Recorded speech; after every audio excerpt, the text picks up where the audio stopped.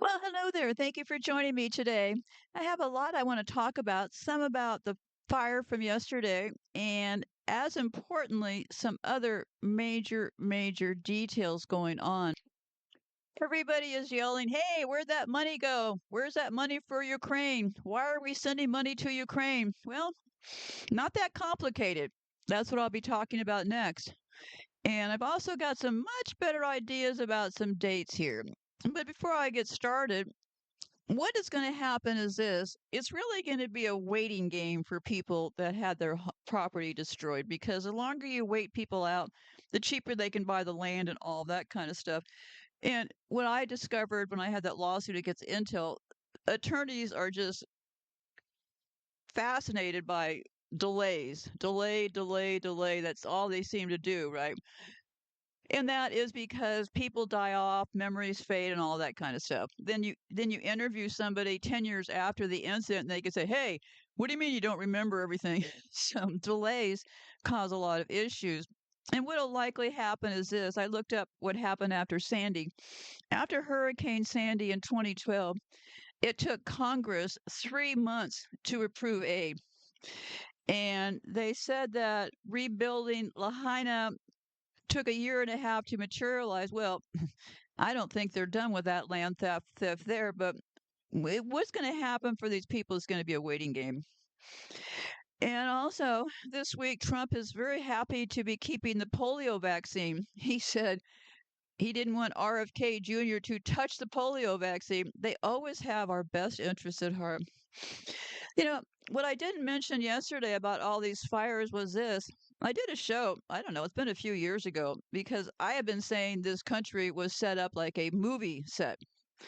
I was in the trade show business for many years myself, and when you construct a trade show booth, it's pretty much like constructing a movie set, right? Something that you can put up on site that would be safe to walk on, all that kind of stuff. Well, that is the exact thing they're doing with the United States homes, because if you look around, we have much different homes than they had in Europe. This country is the experiment, right? So our homes are done using what's called balloon framing, and that is how they use the wood. And the wood is like plywood, because our homes are actually set up like tender blocks. And some of you might say, "Well, wait a minute here. I see brick houses all over the place. I see rock houses all over the place." Yeah, maybe some of them from early on. And then you say, "Well, there's a big development of rich people down the street, and they all have these houses that have big stones and rocks on the fronts of them." Well, take a closer look. It may or may not be true, because what they're doing is most of our homes have vinyl siding, which also makes them very flammable, right? And they also, on that vinyl siding, what they have figured out how to do is they manufacture the vinyl siding with the rocks on top of the vinyl siding. So it may appear like the house is made of bricks and stones, but it's really what they've done to the siding of the house, which is still a lot of vinyl, okay? And then everybody here wants to have insulation. I used to think, wow, it was really too bad that I didn't have installation, because my house is absolutely not insulated because it's so old, and it's old and cheap house, right? So I used to think, oh, it'd be so nice to have insulation. Actually, I am lucky this house didn't have insulation, because had this house had insulation, being cooped inside of it, all of that radiation, all this stuff would be more isolated within my walls. At least now I have a fighting chance of getting fans to get it blowing out. But if my house had been fully insulated, I think I was calling it isolation. If my house had been insulated, it would have been a bigger issue. So insulation may save you on some utility bills, but I'm not sure that it's going to help you health wise. So our houses are primarily made of things like vinyl sidings and stuff, right? They use foam to shoot in between the walls to insulate. That's all plastic, right? I would suggest, now remember, you do you, right? But I would suggest, if you're concerned and your house starts on fire, well, I would get out of that house if you want to keep breathing. So, anyway, so the houses are set up like tender boxes. And I would have to argue until the day I drop over that was done on purpose. So, what about this stuff with Ukraine? Well, interestingly enough, remember the Pritzkers, the people I've talked about in the past, the people who are funding the transgender movement, the people who funded Obama, that family out of Chicago. Very, very deadly family, okay? They also are owners of the Hyatt Hotel. What I found about all these people, which is interesting, is this, and I'm going to start a little tabulation, but I'll start it later. So, what I'm finding is this: they all seem to relate, okay, genetically. The first group of 300, right? They're always talking about 300 because I even noticed over on their that thing, the Zion Protocols of Zion, they talk about the 300 families. They also wrote into one of the things in the Constitution here that 300, I don't remember if it was families or people. I don't think that was ever clear, were absolved from some laws they were passing. So the number keeps coming up, right? Well, what I'm finding is this. Um, these people, interestingly enough, the top ones running around like the Pritz, Pritzkers, um, they um, they have interesting paths and they fall into that time frame. Let me try to unpack this in my brain for you because a lot seemed to happen around the Gilded Age, okay? And I'll be getting to that in a moment. So let me tell you a little bit about the Pritzkers and why these dates are so suspicious. Because the Ukraine, I don't want to bury the lead. The money, all the billions of dollars that have gone into Ukraine that will not be available to help people here was organized by the Pritzker family. So there's a particular Pritzker called Penny Pritzker, but I'll be getting into all that in a minute. But the Pritzkers, the ones who funded the transgender thing, they also own the Hyatt hotels, and they grabbed all the money in Ukraine because the Pritzkers, turns out, came from Ukraine. So they claim that the main Pritzker person, the one that's here, was born in 1871 and died in 1957. So where did that Pritzker come from? Well, that Pritzker, I have to go slowly here so I keep these Pritzkers straight. The first Pritzker we want to talk about is Jacob. I know it sounds like a swear word, but I'm really not swearing. Jacob, Jacob Pritzker, or Yakov, Yakov, or Jacob Pritzker. Born 1831 to 1896. So this is the person who the Pritzkers living here descended from, okay? This Prince Pritzker, Jacob, was the manager of a sugar factory. Or, I've also read, keep in mind, that a lot of times these criminals in these elite families, they'll talk about being in the sugar business, but that really means cocaine, okay? But I'm not saying he was in the cocaine business. I'm saying this is their story. So they say Jacob was the manager of a sugar factory in Kiev Governorate in the modern territory of Ukraine. At first, he lived with his family in the village and then in Kiev. He and his family immigrated to the United States from the Russian Empire toward the end of the 19th century to escape the pogroms. So now we know that Jacob, or Jakov, whatever his name is, originated from the Russian Empire, okay, toward the end of the 19th century. So here again, a good psychopath will always paint themselves as the victim in the picture, right? They will knock every victim out of their way so they can claim that title, okay? So they claim that Jacob Pritzker escaped the Russian Empire toward the end of the 19th century to escape the pogroms there. That's Pogroms there. And I had to look that up. I only do research because I don't know, not because I'm so smart. Well, according to some people, I'm actually the village idiot or a nut job, but okay, a pogrom. is a violent riot incited with the aim of massacring or expelling an ethnic or religious group, particularly Jews. Of course, it's always the Jews, right? The term entered the English language from Russian from Russia in the 19th and 20th century because there were attacks on Jews in the Russian Empire, mostly within what they call the Pale of Settlement. So, and then see, these Jews are always the victims, right?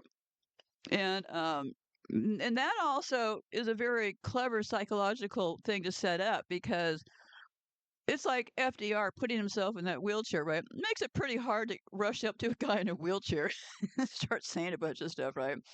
And if you say something about somebody who claims they came from the Holocaust, you're like, what is wrong with you? Can't you leave anybody alone? So, yeah, it's never a popular move because that is the brilliance of being a psychopath and painting themselves as a victim.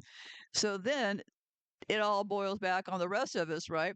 It makes people like myself look kind of like a racist. I'm far from a racist, but it makes everybody else look like the racist against these poor little Jews, right? So anyway, so that's what that pogrom is when you read that. So terrible things were going on. Attacks on Jews in the Russian Empire. So they say retrospectively, similar attacks against Jews, which occurred in other times and places, also became known as pogroms. Pogroms. Sometimes the word is used to describe publicly sanctioned purgative attacks against non Jewish groups. The characteristics of a pogrom vary widely depending on the specific incident at times, but generally you'll hear they say specific significant pogroms in the Russian Empire, okay? So that's what got this Pritzker person to leave Russia for Ukraine because of attacks on Jews during the Russian Empire. And remember all that's going along around that time because before that we had that Sabate Zevi guy talking about the message of redemption was through sin, and that was enthusiastically received by many. So a lot was going on around these kind of time frames, right? And here's the quote from that um, Zion deal. 300 men, each of whom knows all the others, govern the fate of the European continent, and they elect their successors from their entourage. So, before I get back to those people, let's talk about the Santana winds. Now, remember, I was raised in California. As a matter of fact, my grandparents, when they left their homestead in Montana, they actually bought a home in Santana, California. So I'm pretty familiar with Santana winds and stuff, okay? Did you know that Santana winds are also called devil winds? Some people meld the syllables together to make the word Santana. Others call these fierce desert winds the red wind, the devil's breath, or the devil's wind. But the winds apparently get their name from Santa Ana Canyon in Orange County, where the phenomena was reportedly once thought to originate. So, what are Santa Ana winds? Because Santa Ana winds are very specific, okay? And they're also right now not at a time when you normally see Santa Ana winds, and that is what's whipping up all of this stuff, right? Oh, and before I forget, another reason for the claims of not having enough water, here's one possibility. Somebody may be misinterpreting things. They may not be putting water in certain areas because of all of the thermite in those areas. That water would not work. So that might be another reason. Okay, so Santa Ana winds are dry, warm, and gusty northeast winds that blow from the interior of Southern California toward the coast and offshore, moving in the opposite direction of the normal onshore flow that carries moist air from the Pacific into the region. Santa Ana winds are created by high pressure over the Great Basin, the vast desert interior of the West overlapping several states. So, Santa Ana winds also cause the humidity to drop extremely low, drying out vegetation and adding to the dangerous fire condition. And isn't it funny that California just happens to be the place that has Santana winds? Wonder why. Typically, Santana winds happen between September and May, and we're right now in January, and the Santana winds are blowing like crazy. My whole life there, never saw them before. They always were between September and May. I remember this because I had horrific allergies during all those years. But anyway, so they usually occur between, or they always occurred before, between September and May, when high pressure over the deserts of the southwest U.S. and low pressure off the coast of California allow winds to flow east to west through mountain passages in California towards the ocean. So, this gets my mind really thinking here, right? So, the biggest thing that you need for fire propagation is a source of oxygen. And with the winds being able to transport so much of the smoke and the burned matter away from the fire, there's a whole lot of oxygen that's available to the fires. And it makes it very easy for all of them to spread because of the winds. Now, let me ask you this: how hard what they have to do is the winds cause humidity to drop extremely low. So first you got to get the humidity low, right? But it starts out high pressure over the Great Basin located in Nevada.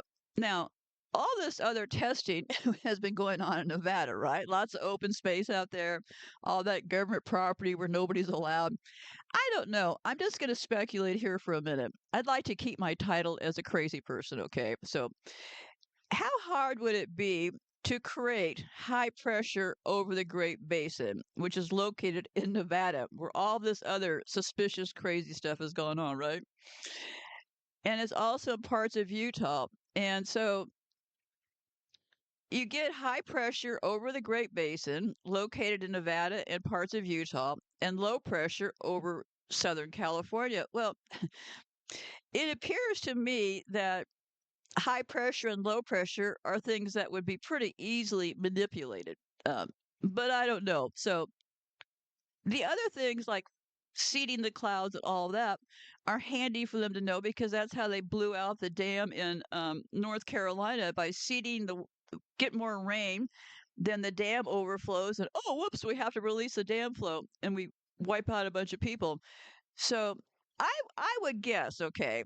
And if anybody has different thoughts, this is why we're sharing our ideas, right? I would guess that wind manipulation wouldn't be that complicated, right?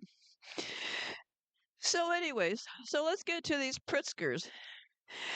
I have this idea, and I'm pretty sure it's an accurate one. I think these Pritzkers are gypsies.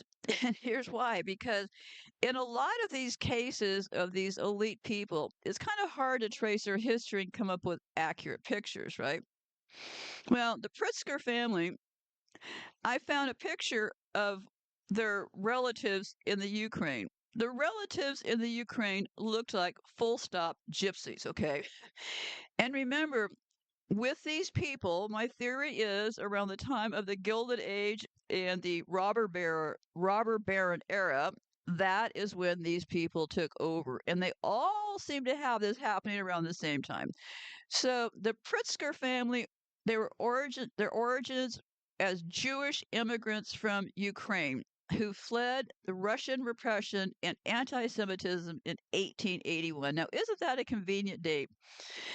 And also, we had those Crusacians, the white kids that all got rushed out of Russia and onto boats. That I'm pretty sure those Crusacian children are the ones that were those orphan train kids.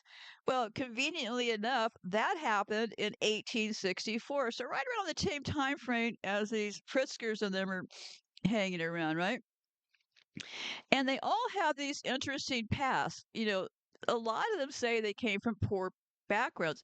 Some of that may be very true. I think I got that part wrong by broad brushing them. A lot of these people may have come from not so grand backgrounds because they were the relatives of these gypsies. So let me explain why I'm saying this. Well, for example, Donald Trump, and I'll be getting into all this more later because I need to get back to the Pritzkers, but Donald Trump's father, Fred Sr., what was his business? Real estate. Where'd he get the money for? He was doing government housing. They're always doing things that are part of taxpayer dollars because remember, they don't work. So they're always connect themselves to something that having to do with getting their hands on taxpayer dollars. So that was exactly how Trump family got started was taxpayer dollars. So yes, many of them might have come from poor backgrounds because not everybody in the family tree was rich, right? Because we have the Gilded Age from about 1870 to the late 1890s. We have the robber barons. They were the extremely wealthy businessmen who used ruthless and unethical business things during the Gilded Age.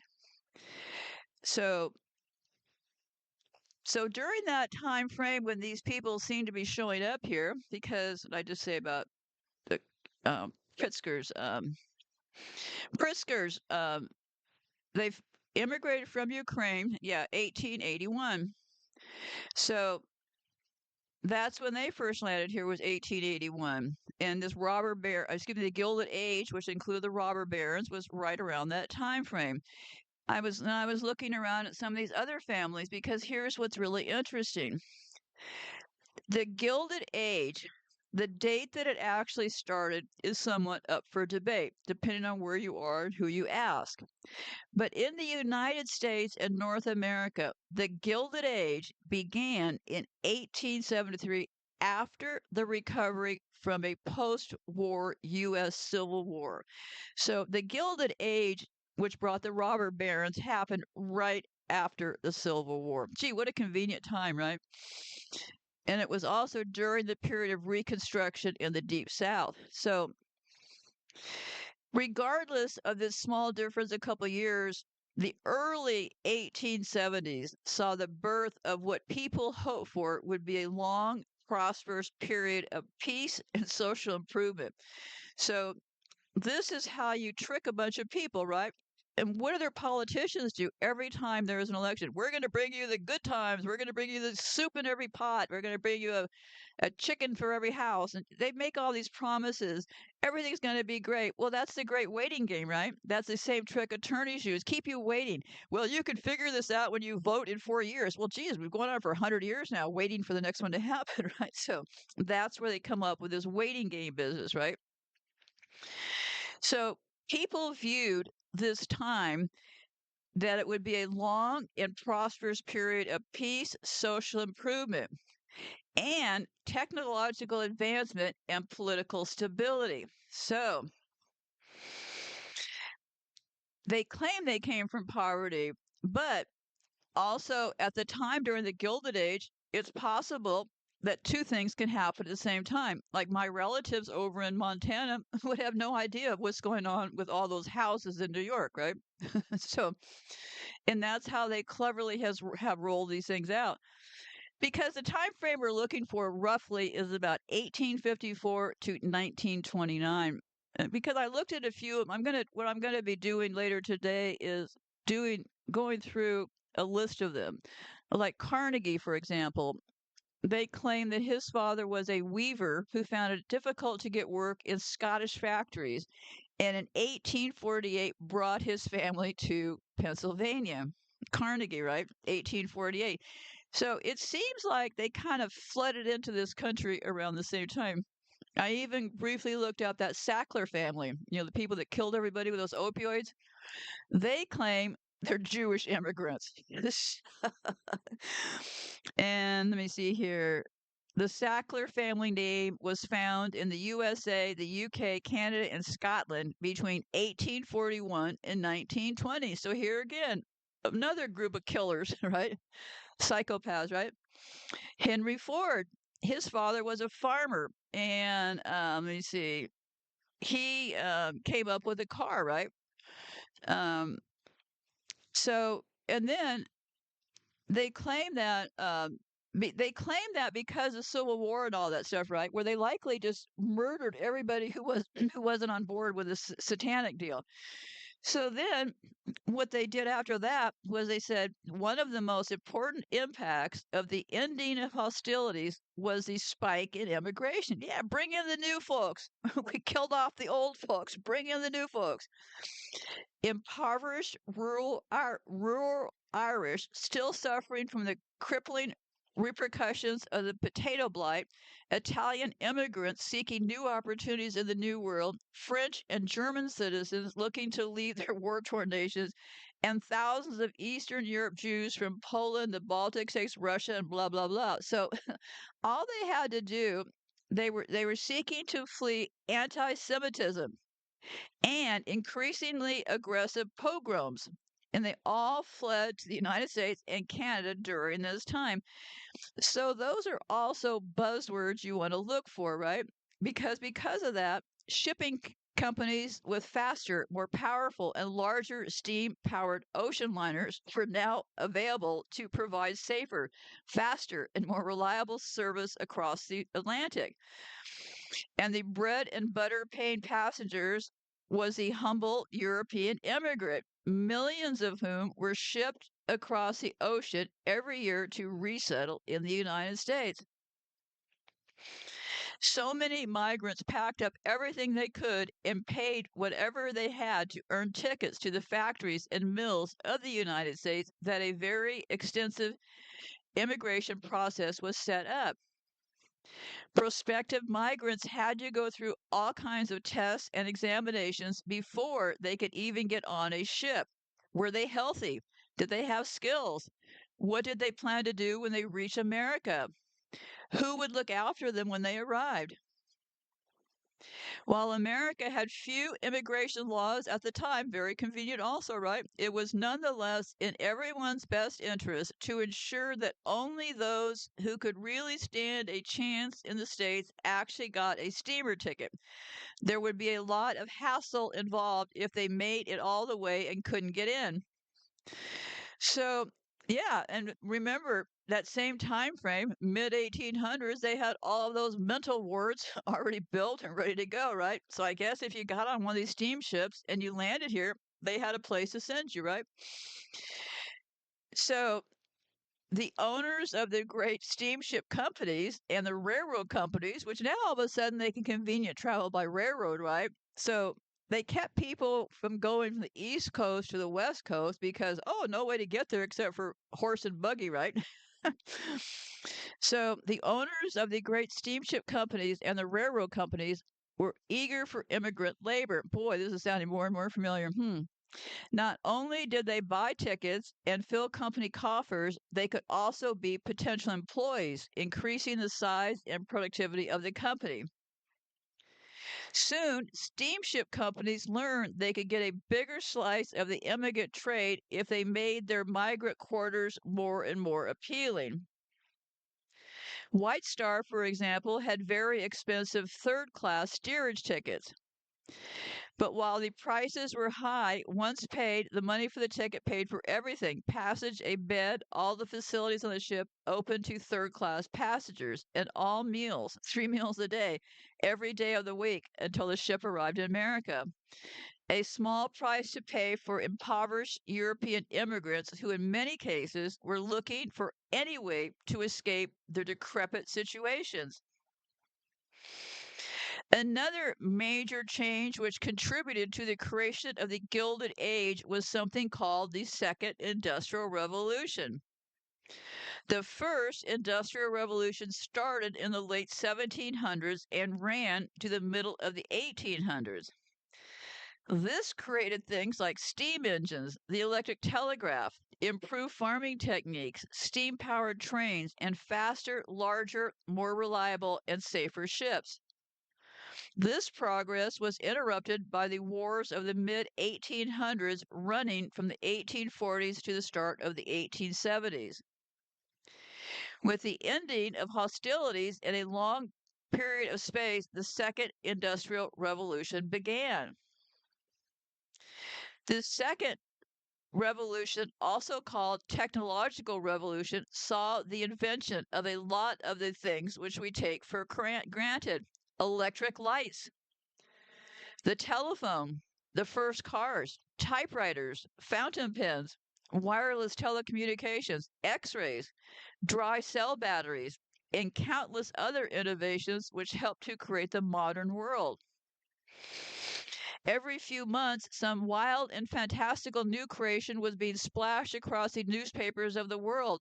And for the first time in history, mankind believed that they truly were living in an age of progress and modernity, a sensation not felt in previous generations.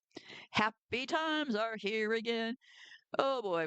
Always a dancing before the fall, right? So anyway, I'm going to get back to some of this stuff later because I was going to talk about some of this stuff today, but I'm going to just stick with this because even the Kennedys, for example, came around that time frame. So um, let me see here. Oh, and while I was looking at the Ukraine situation, I re-looked at the uranium deal from Russia, and yeah. Um, According to new research, the 10 companies that paid the most profit taxes, see, when the U.S. said they're pulling out of Russia, they don't really ever mean this stuff, right?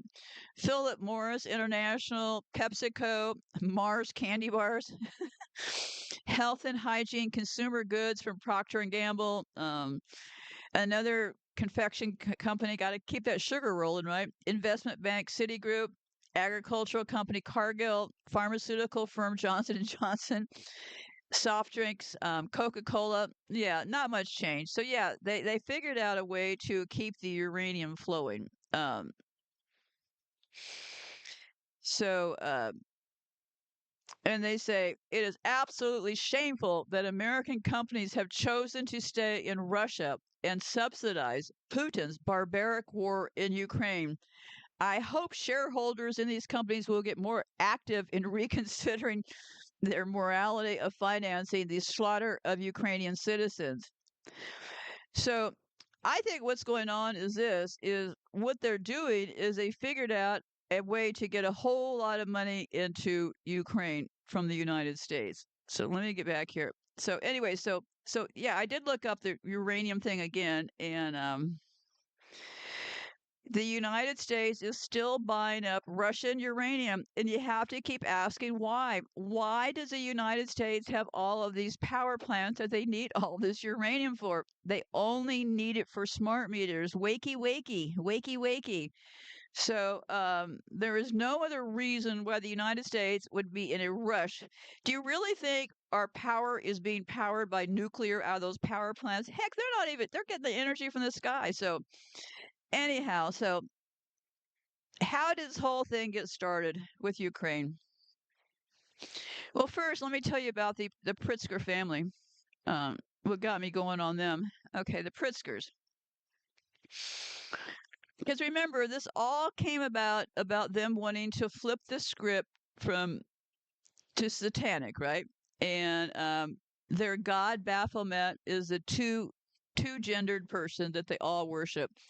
If you look on my website, the elites are transgenders. I put up some new pictures that I had in the past from Obama. Obama dressed up as this Baphomet person. But anyway, and the quote that says this: once you realize that their God is transgender, you start to comprehend why they are indoctrinating your children. And that is the Pritzker family. I just did that show about them in the last few months. I'll see if I can put a link down below. Okay, so before all this, remember 1666, the movement for redemption through sin. Okay, that was that Tivi guy, Sabati Zivi, 1666. Protocols of Elders of Zion, and then the Pritzkers, U.S. Jewish billionaire, donates $2 million to transgender study program. So I was looking around at their information, and I thought, huh, the Pritzker. I've read the Pritzker family is the 15th wealthiest family in the world, with a combined 33.5 billion net worth. And here's what I got going on Ukraine. A. N. Pritzker was the son of Ukrainian immigrants.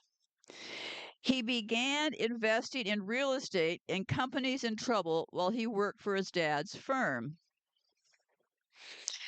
Those original investments started the fortune of one of America's oldest dynasties. Okay, so here, pay attention to when these oldest dynasty. Ukraine ancestry, Jewish, known for entrepreneurship and philanthropy. So we have all these Pritzker families, and I'm going to get down to the facts here. The Pritzker family in the United States can be traced back to Nicholas Pritzker, a Jewish immigrant from Kiev, Ukraine, the one I was talking about earlier. He was born in 1871 and died in 1957. Oh, wait a minute. Jacob was the father. Okay. I'm sorry. I got them confused. Okay. So, yeah, Jacob was the original Pritzker. So A.N. Pritzker and his sons Jay and Donald and Robert made their earnings by establishing the Hyatt hotel chains and investing them in such things as Marmon Group. And I'm not going to go heavily into this transgender business because I did a whole show about it, but you can find all of the other information here. So they're filthy, dirty people as far as their background. Just like Galveston was turned into a mafia-run organization, I'm here to say that I think when these people took over, they were more like mobsters than business people. Okay, so the Jewish clan has made capitalist activism, where money wrung out of working class people is used to pay for the pet projects of the anti-social left, central to their plan to radically re-engineer America. The Hyatt hotels have been specifically targeted in the past for their atrocious working conditions, while they have also raked in large illicit profits through Superior Bank, a usurious subprime lending racket that ripped off and ruined the lives of scores of poor people. The money lending venture was so abusive, it compelled the government to force the Pritzkers to pay a $460 million settlement. In a functional system, they would have gone to prison. One member, the billionaire Jennifer Pritzker, is a male to female transgender who served in the U.S. military. So, anyhow, the Pritzkers are also heavily invested in the world of pharmaceuticals and science. So, they're always finagling something, right? And I'm going to skip past this. I did the whole show. The Pritzker we want to look at is Penny Pritzker. And I'm going to say something very rude right now. Penny Pritzker is the only Pritzker who looks sort of normal looking, right? I mean, the other Pritzker, Jay Pritzker, is the governor of, is he a governor or, I don't remember, Chicago. That person is well, you go look for yourself. That's all I'm going to say. So, the members of the Pritzker family have also been members of politics. Penny Pritzker, who is the daughter of Donald, is the U.S. Secretary of Commerce, and her brother, J.B. Pritzker, was the national co-chair of Hillary Clinton in the 2008 presidential campaign. Penny Pritzker's net worth is listed in Forbes as $1.8 billion. And she is the one in the family who goes around and gets government jobs, okay? These people do not work. They just go around and figure out a way to extract tax dollars, okay? So Penny is the one behind the Ukraine thing. And this bank, Superior, that the Pritzkers are tied to, was the first, and listen to this, of the deregulated go-go banks to go bust. At the time, the costliest failure ever.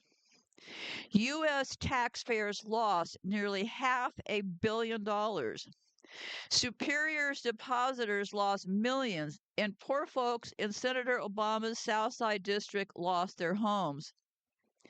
Instead of public service, the tradition in the Pritzker family seems focused on economic exploitation of others, skirting the law as much as possible, and shady dealings.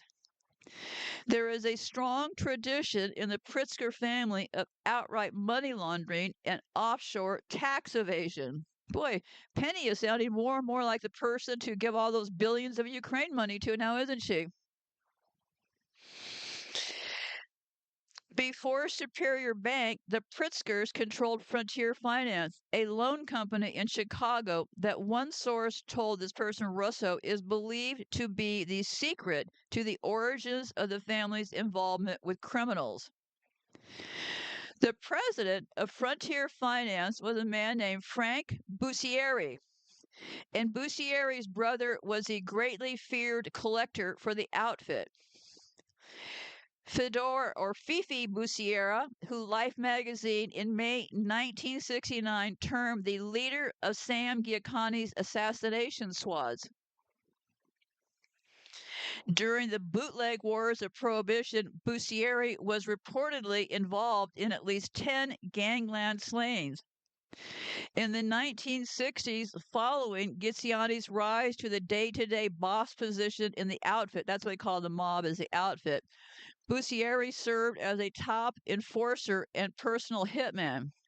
He was also involved in labor racketeering, bombing, arson, and loan sharking. As a loan shark, Bussiera would send his men to stake out employment offices. These thugs would pass out business cards to the unemployed that listed Bussiera as a loan officer.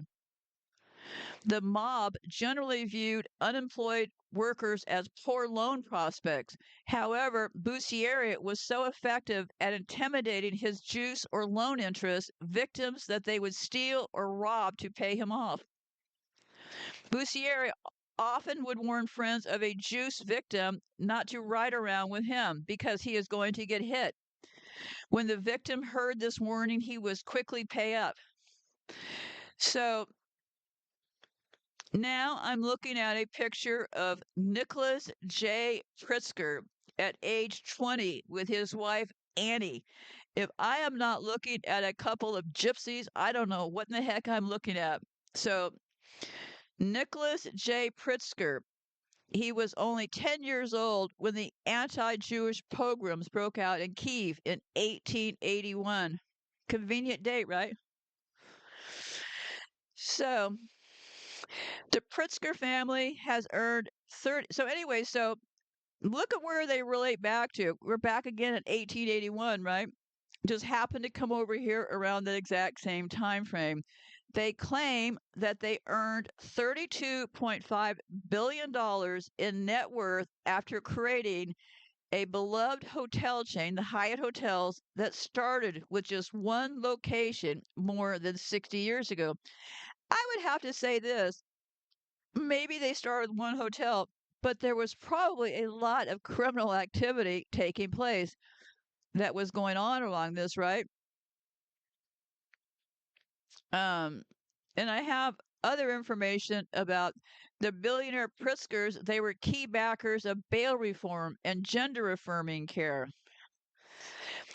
J. Robert or J.B. Pritzker is easily the richest U.S. politician currently holding office, with an estimated net worth of $3.6 billion.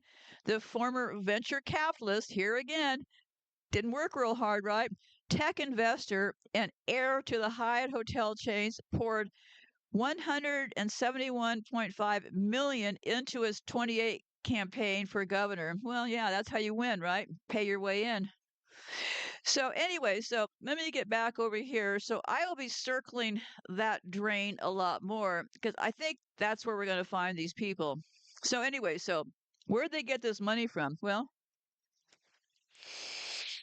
I found this article. It said earlier this year, Penny Pritzker spoke at the Chicago Council on Global Affairs in support of the bipartisan war funding bill totaling more than $90 billion. The funding expanded the war in Ukraine into Russia directly escalating conflict in the Middle East, including the genocide of the Palestinians in Gaza, and advanced plans for military conflict with China. Pritzker, or Penny Pritzker, was appointed, this is in the last couple of years, by President Joe Biden to act, and pay attention to this, as the U.S. Special Representative for Ukraine's economic recovery. So you heard about BlackRock and all of them being in there, but no one's really talking much about these Pritzkers. In this role, Penny Pritzker oversees the reconstruction of a country that has seen more than 500,000 people killed and an estimated 14 million displaced through immigration. The war has caused more than $150 billion in losses to infrastructure, and the World Bank is calling for a rebuilding fund of $486 billion.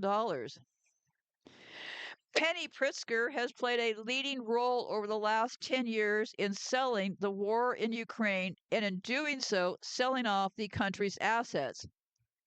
She has drummed up support within the U.S. and European ruling classes for astronomical levels of investment into expanding the war as well as winning the peace, putting the country's industry up for sale, and deregulating the economy to make it as friendly as possible to exploitation by mega corporations. Penny Pritzker rose from the business world to political prominence as a fundraiser for the then Senator Barack Obama, raising a reported $750 million for his 2008 presidential election campaign. After winning re-election in 2012, Obama then named her Secretary for Commerce for his second term, 2013 to 2017, and the de facto liaison between his administration and the corporate oligarchs who are the real masters of the United States. But the most provocative was Pritzker's claim that the destruction and loss in Ukrainian lives are the cost of modernizing. So this is hard to say because a lot of good people in Ukraine have been killed. But listen to what this psychopath Penny Pritzker had to say. The destruction and loss in Ukrainian lives are just the cost of modernizing the U.S.'s defense industrial base. Sacrifices made in pursuit of a free market economy. Yes, there's always this plan. Somebody must die for these fucking people to rule, right? Some of us must die for them to get their fucking money into their greedy little psycho hands. I'm going to take a break. I'll be back. So, according to Penny Pritzker, war was good for American capitalism and for capitalism in Ukraine as well. Some of the best loved supporters of Ukraine are American defense companies. It is defense systems made here in America, Patriot systems in Arkansas, artillery shells made in Pennsylvania, Abrams tanks made in Ohio, protecting the lives of Ukrainian sons and daughters on the battlefield.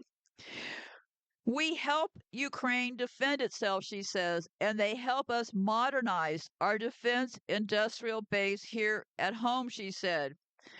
And this is really what these people think because there's a big deal about if weapons have been war tested, okay? That's why what Israel is doing a lot, or they have been doing a lot with the Palestinians, is they go in there with these non combat used weapons, and then they can claim, well, it was used in war and we killed a bunch of people. So that's how they get more money is by getting these things war approved. So I kind of think that's what this Pritzker person's talking about. I am really trying to refrain myself. Please know that. Whenever I say Pritzker, I think about saying pig. Okay. So, to help us modernize. So, the United States, we don't do anything here, really. Our gross, I don't want to go there. We have things here because we send and murder other people from this country. I hope you're proud of this country. I know I sure am not. But let me get back on script here. Penny Pritzker, pig. Sorry, I had to do it. The pig Penny Pritzker told this audience of billionaires, everyone sees the opportunity, and I actually have been encouraged by the private sector's interest in trying to sort this out. It requires some law changes in Ukraine. Oh, of course, always change those laws to benefit them, right? It requires some government partnership with the private sector, and then it requires the private sector to function. The benefits of these lavish war contracts accrue not just to corporate America in general, but to the Pritzker family itself. According to a 2023 report in Lloyd's, the Pritzker Organization, or TPO, led by Penny Pritzker's first cousin, Thomas Pritzker, made a growth equity investment into Palantir, the technology company led by the fascist Peter Thiel. And I have a show already done about Peter Thiel and them, and Donald Trump, and J.D. Vance is actually Opus Dei. I kid you not, but I'll get to that soon. But anyway, so Palantir, I'd like to say this to you in the meantime. There's a trick that's happening with this Palantir software, and this is not advice, okay? You do with it what you want. But, and I'll get to more of this when I get to that show. But in the meantime, I think they have figured out a trick. And what the trick is this, is that if you call into a 911 service or an emergency service, they have maneuvered some crazy legal trick so they can capture your phone when you do that. Yeah, because they're still operating within the fake laws they've set up, right? And the Palantir is a trick to grab your phone. So in the meantime, I strongly suggest against calling 911 unless you want to compromise your own phone service. But anyway, so in March, Palantir won a $178 million contract with the U.S. Army for a mobile battlefield intelligence system housed inside a large truck. And when I get back to this Palantir thing, I'm not really sure that it's all really true, okay? I think that Palantir may be another money dump, but let me just stick with the Pritzkers for now. But yeah, it's interesting that they connect with Palantir, right? Um, so, so, anyway, so the Pritzker family has reaped the spoils of the neo-colonial war on terror in other countries. In the course of the imperialist 2008 Basra offensive, U.S. backed British forces suppressed the Mahdi army, a nationalist militia, and opened up control of the oil and gas fields in the southern region of Iraq to transnational conglomerates. Among those was Thomas Pritzker's family merchant bank, the Pritzker Organization. In 2011, Thomas Pritzker established North America West Asia Holdings based in the U.S. to develop opportunities in the war-ravaged region. Among other things, they focus on cargo handling at the Iraq port in the city of Basra at the head of the Persian Gulf. The company, with a bank controlled by the Pritzkers, controlled shipments of all oil and gas components in the area, later expanding its berths and shipments to include food and consumer goods. There is a sickening historical irony in the Pritzkers family role in the neo-colonial war for U.S. control of Ukraine. As noted in an October 2015 U.S. Commerce Department report on Penny Pritzker's visit to Ukraine as Commerce Secretary, she stopped at the market square in Kiev where her great-grandfather led a grain wholesaling business. So, yeah, it's kind of like they came from Ukraine and now they're back to punish Ukraine, right? Psychopaths do not have a conscience. They are also highly narcissistic. They also are sadists. They love this kind of pain and torture against the rest of us. And I want to tell you a quote that one of the psychopaths I interviewed for my book said, and it really stopped me in my tracks, and it still kind of does. What he said was this. He said, after, and I'm just paraphrasing, he said, after all, we do not treat you any worse than you many times treat yourself, and you, in fact, allow us to treat you. We are allowing them to punish us by our inaction. I'll keep reading. So back to this Superior Bank. That was the costliest failure ever. U.S. taxpayers lost nearly $500 million. And they called attention to Pritzker and her family's role in Hyatt hotels, which has compiled what may be the worst records of labor abuses in the hotel industry. And don't forget the show I did about hotels. Yeah, that was interesting. The show I did about hotels and them spreading feces all over the walls and stuff, that was one of the shows that YouTube just happened to take down. It wasn't taken down by a bot. Somebody took it down. I don't think they're so proud of their actual business or they want to hide it from the rest of us. I hope whenever you see these people in your mind, you see these shit hotels that they're running, okay? They look good on the outside, but they're full of deceit and abuse on the inside. So, anyway, so the origins of the I dug around a little bit more. The origins of the Pritzker family fortune was her grandfather's mob connections when he was a tax attorney for a lot of people in what they call the outfit, the Chicago mob, beginning under Al Capone and continuing through the 1980s. This connection to organized crime was reportedly what financed the creation of Hyatt hotels by Penny's father. There was no crime involved, but the financial backing came from organized crime, plain and simple. The details are in Gus Russo's 2006 book, Super Mob: How Sidney Koshak and His Criminal Associates Became America's Hidden Power Brokers.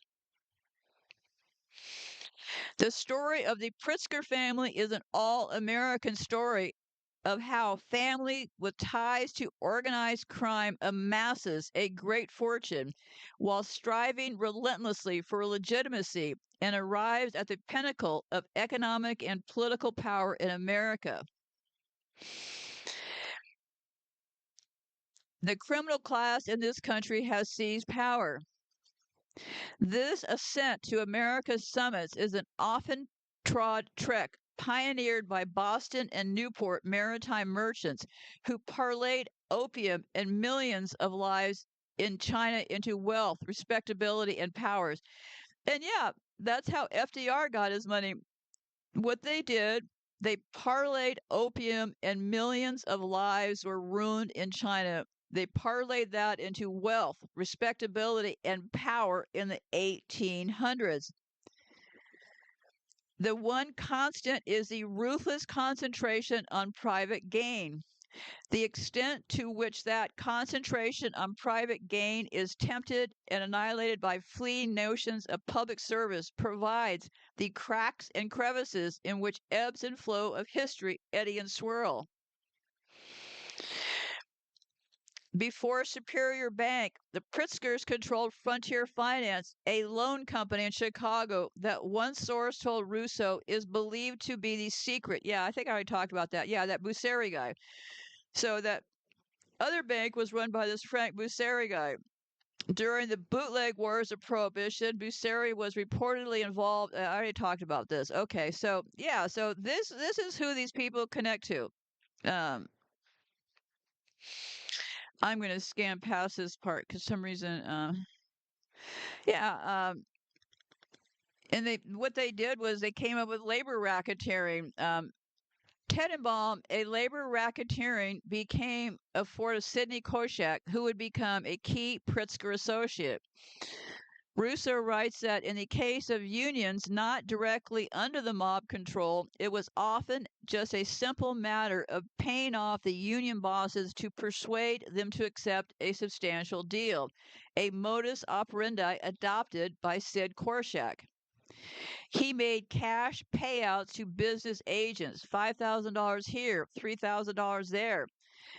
I know that. That's the way it was to keep labor peace.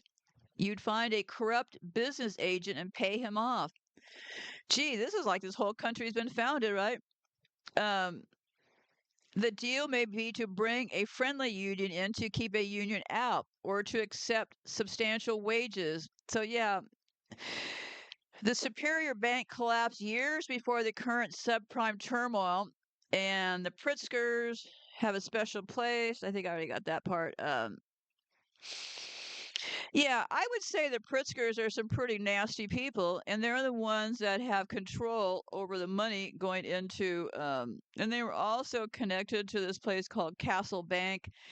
Uh, Castle Bank was the granddaddy of offshore money laundering and tax evasion. Castle Bank was set up in 1964 by former senior Office of Strategic Offices Paul Hellawell. All of these stuff are set up and run by the elites because I'm sure all of this money goes into one big pocket, right? Because Castle Bank was set up in 1964 by the senior former guy from the OSS, Paul Hellawell, who had been an import cutout for hiding CIA funds. So Morris Kleinman of the Cleveland organized crime family, headed by Mo Dalitz, and a tax attorney for the Pritzkers and a board member of Hyatt, and Stanford Clinton, a partner, and Grandpa Pritz. These people are mobsters, right? Um, Essentially, Castle Bank pioneered the development of offshore money laundering and hiding, and served not only to launder illegally obtained money for U.S. organized crime families. Yeah, it all goes from there to the city of London. All of these big scams they're pulling, Elizabeth Holmes, Theranos, that FTX kid, and all that stuff. That all money goes to these people. If you believe that those kids started these billion-dollar frauds, well, it's not how it works. So, what they want to do, but they also want to, because the CIA and them are running this thing. There's money laundering involved in hiding, and so not only to launder illegally obtained money for U.S. organized crime families, but to launder money for the CIA to fund various covert operations around the world, particularly in South America. And it turns out the Pritzkers were the largest depositors in one of the most notorious offshore tax havens ever devised, the Castle Bank of the Bahamas, created by the OSS. Yes, I would have to say that without a doubt, the reason, so, because there was a 1977 IRS investigation that made things so hot for Castle Bank that it lost its banking license in the Bahamas and moved to Panama. um, and it was reported that not much came out of the IRS investigations because the CIA's Office of General Counsel warned that further pursuit of Castle could harm the national security. They have used that old, tired bit for so long. We're just doing this to help you. Why do I always say evil has to come packaged as help? So, yeah, and I could go on for weeks over this tassel stuff, and how Hyatt hotels in Saudi Arabia partnered with the Bank of Credit and Commerce, and at one time the seventh largest private bank in the world. They would do that to skirt irregulators. Yeah. And this is what this person I'll just read what they're saying here. It says, maybe not all rich people are bad. Yeah, well, there's a lot of people who have millions and stuff that earned it the hard way. But it's this class of people. There are no good billionaires or mega millionaires, okay? So I'll start reading. Maybe not all rich people are bad. Maybe there are some that made lots of money actually doing something useful. And yes, I agree with that very much. And then they said, I personally don't think so. I don't believe that there are that many rich people. And I mean people in the top 1%, people with 100 million or more. And more especially, I mean billionaires who got rich honestly and without hurting a lot of people on their way to the top. When I review the history of the Pritzker family and its rise to political power in the person of Penny the Pig Pritzker, I think it is just the most recent example of the process the Bible describes as how a nation comes to be ruled by mean spirited and unjust people. Then I look at the destruction of America's working class since 1980, and I see the warnings of the Bible about the disasters that befall such a nation being fulfilled. So let me close with one more horrific detail here. Um, when I was looking around at the Pritzkers in Ukraine, I stumbled on this deal. It is so disrespectful, okay? Because the royals make money off of dead soldiers. You know, if you die and you're at war or something, and you don't have an estate at hand, they come in to steal all your property. So Zelensky has a funeral business, and they say that the Ukrainian president is profiting from the burial industry in Ukraine. I kid you not. A former lawyer of the investment organization Pritzker Realty Group spoke out about the investments of the Pritzker family in the Ukrainian funeral business. And he said this.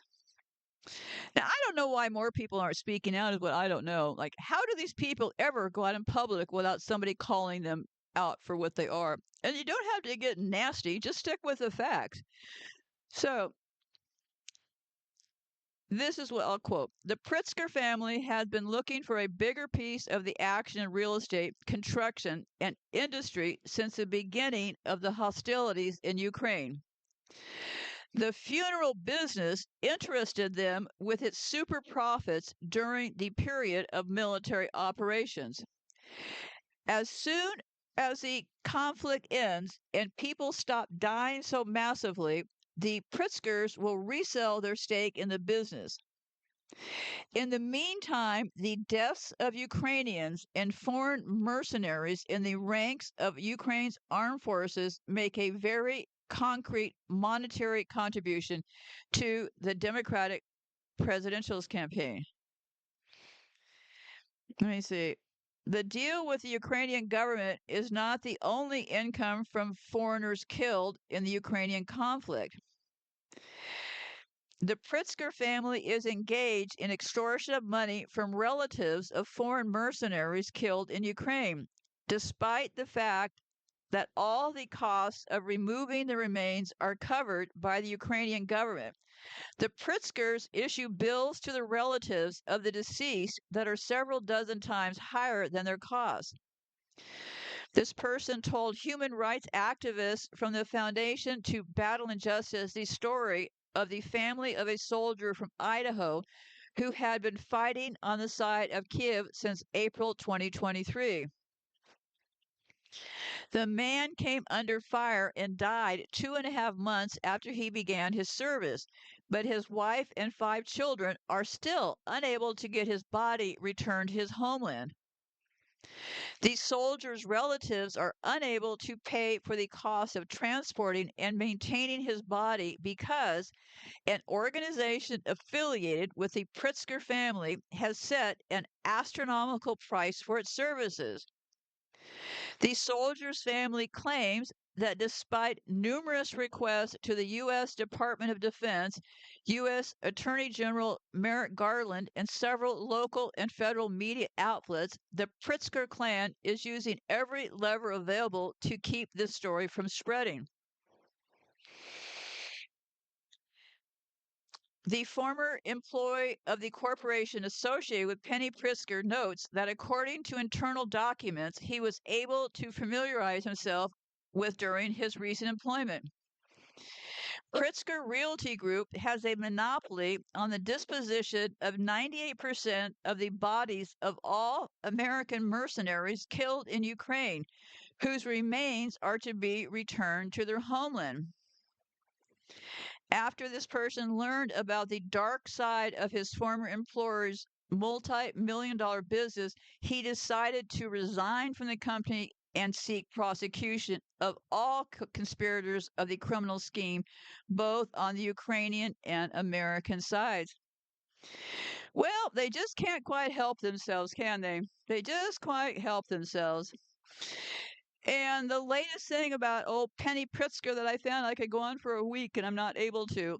So Biden, uh, she got brought under um, Obama, and I got an article that said Biden appoints billionaire from CIA mafia link family to oversee exploitation of Ukraine's economy by multinational corporations.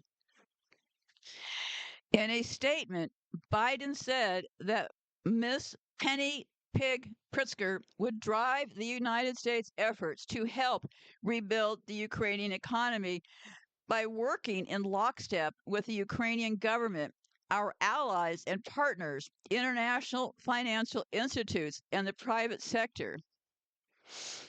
The New York Times emphasized that Ms. Pritzker, in her new job, would encourage pro investment strategies in Ukraine and drum up public and private investment from other nations. Put in different terms, Pritzker is to help open the floodgates to Ukraine's economic exploitation by multinational corporations which stand to profit from a war that the U.S. and Ukraine deliberately provoked as part of a scheme to weaken Russia. Now, I don't know if that statement bothers me, but I'll keep reading. The profits will be astronomical because of the opportunity that the war has presented for disaster capitalists and because of the low wage, low tax economy that President Vladimir Zelensky has established. Yeah, he's another one. He was a comedian. His wife is a comedy writer. I have pictures of the Zelenskys on my website on the transgender deal. Yeah, his wife's neck looked like a tiger's been clawing at. She's had so many neck surgeries. So Zelensky has dismantled progressive labor laws, supported land privatization, and initiated attacks on unions and left wing politicians and political parties, which have been banned. Founder and chairman of a private investment firm, PSP Partners, and past member of the board of director of the Council on Foreign Relations, Wall Street's think tank, Penny Pritzker visited Kiev during her tenure as Commerce Secretary following the February 2014 maiden coup. There, she helped deliver a $3 billion loan that was contingent on the government adopting neoliberal reforms beneficial to foreign corporations. So that is when it started. February 2014, Penny the Pig Pritzker visited Kiev during her tenure as Commerce Secretary. Okay. She delivered the first $3 billion loan. Penny Pritzker's involvement in Ukraine's exploitation follows from a long family tradition. In 2011, the Federal Deposit Insurance Company, or FDIC, discounted a balance of $144 million from a $460 million fine Pritzker's had been assessed for illegal bank and loan shark operations at the failed Hinsdale, Illinois Superior Bank, while depositors who were still owed $10.3 million lost their savings. According to this journalist, the depositors included poor folks in Senator Barack Obama's South Side district who lost their homes. Superior's bank's failure resulted from years of subprime lending combined with fraudulent reporting practices and the deception of regulators. This did not stop Obama, a man supposedly committed to cleaning up the financial system, from appointing Pritzker as Commerce Secretary. The article noted that the origins of the Pritzker family fortune was Penny's grandfather, Abram Nichols Pritzker, his mob connections. Abram was a tax attorney for people in the outfit, the Chicago mob, beginning with Al Capone and continuing through the 1980s. The connection to organized crime was reportedly what financed the creation of Hyatt hotels by Penny's father, Donald Pritzker, a University of Chicago trained lawyer, and uncles Jay and Robert Pritzker, who at one time co owned the Grand Hyatt New York with Donald Trump. See how they all connect? Before Superior Bank, the Pritzkers controlled Frontier Finance, a loan company that is believed to be the secret. I talked about that already. It was run by the mob. So, everywhere you look, uh, everywhere you look, these people have their hands in something now, don't they? They're all up to something. And I need to close this off, but I'd like to see a couple of things before I close. I need to come back to talk to you about vitamin D. Vitamin D is actually rat poisoning, and there's a lot of, I mean, a whole lot of things about vitamin D. And I am not going to tell you what to do, but I've had this show about vitamin D in my files for a long time, and when I went in to look at it in the last few weeks and updated some things, I took the vitamin D that I had and I threw it in the trash because it's a steroid and it's a rat poison and it's not a vitamin. So I'll leave it there for now. I would suggest if you need better fans for better air movement, if you can afford it, there's a fan that doesn't make a lot of noise like these 20-inch box fan. It's called a tower fan, TOWR fan. They're about $60-$65, but if you need to get your headboard wherever you're sleeping close to a window, and if you put one of these tower fans in front of the window, it won't waken up all your neighbors and stuff. So it's a quieter way to get fresh air. I would also suggest that you cut out the coffee and switch to lemon water in the morning. And there's two things that are going on here that, and I'm not trying to be dreadful or morbid, but you need to know these symptoms. When you have had radiation poisoning like I'm going through, what happens is you get this buildup, right? Like when I get really bad, what I do is I literally give myself fresh air treatments because there's two things that happen right before you die from radiation poisoning. Um, One thing is that you do flushing, meaning that your face flushes. If you look at the picture of me over on my website, click on the smart meter page and I have a picture of my face, you can see some red flushing start under my skin. Well, there are times that the flushing gets so bad that I just do an air treatment because right before you die from radiation, you do flushing and you go completely bald. Well, I'm pretty close to bald, but it's the flushing that you have to watch for. But I have been effectively treating it this way. When I see that I'm like really flushed, I just take a break and I just focus on getting fresh air in. I mean, I focus on that all day long anyways, but then I really focus on it when if the flushing really starts. That's all I do is just concentrate on getting in fresh air.